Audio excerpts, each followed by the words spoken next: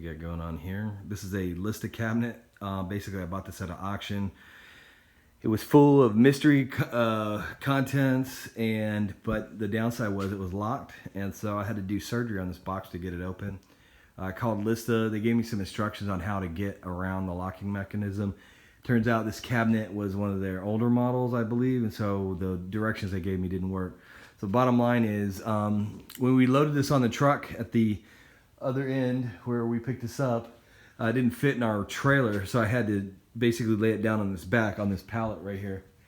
And so, so it was laying down like a refrigerator on its back, kind of.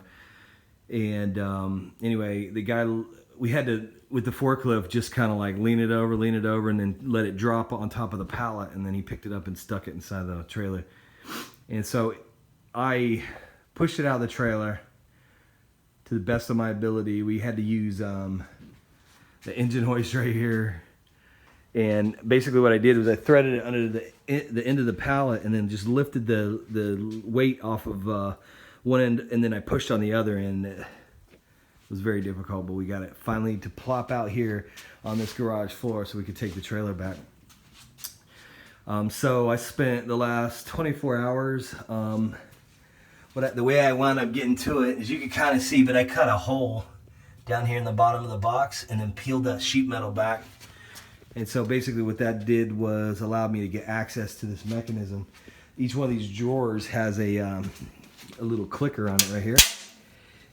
And so what happens is there's a bar that lays right here, and when you shut it, it clicks over that bar. Here's the bar, and it sits inside of these grooves like this. Like inside of here, I'm not going to be able to do it, but you kind of get the point. And so in the lock position, it swings to the right, and basically interferes with that little clicking mechanism on the drawer. And so what happened was they had locked it, and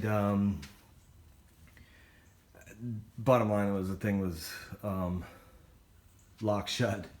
So I cut a hole down there. I was able to one by one manually push this little tang out of the way and lift the drawers out. The problem was that the drawers were completely full of what turns out to be dead centers for grinders. Here, I'll show you a couple of them. This is what they look like. I mean, it was like probably 30, 40 of them. There's some more down there. I mean, and these things are heavy. They're like 15, 25 pounds a piece. There's some. And so, and then there was a whole bunch of other trinkets that were in the drawer too. And so basically stuff was like falling through the cracks, and it was obstructing the ability to get the drawers open. I was having to use a pry bar to pull them open just wide enough to stick my hand in and start moving stuff around so I could get the drawers out. Literally took probably like at least 3 hours, maybe 4, to get all the drawers out of this thing. It's a pretty good built cabinet though. There's steel here is probably, I don't know, close to a quarter. Well, maybe not a quarter, but pretty thick. But I mean, it's well constructed. It survived a fall and without any major damage. There's a dent down there where the forklift hit it. This is kind of a victory to get this thing empty. Now I'm going to fill it back up with all this crap and get it out of the way so that we can continue sorting through all the stuff that was inside of it. Okay, I was able to get this cabinet put back together. Basically, I put all the contents back into it and disabled the locking mechanism. Like I said, you can see it's just stuff full of crap. But anyway, for what it is, I mean, it's really pretty good cabinet. I think I'm gonna keep it. You can see this drawer right here. I mean, there's probably good like a couple 100 pounds worth of garbage in here.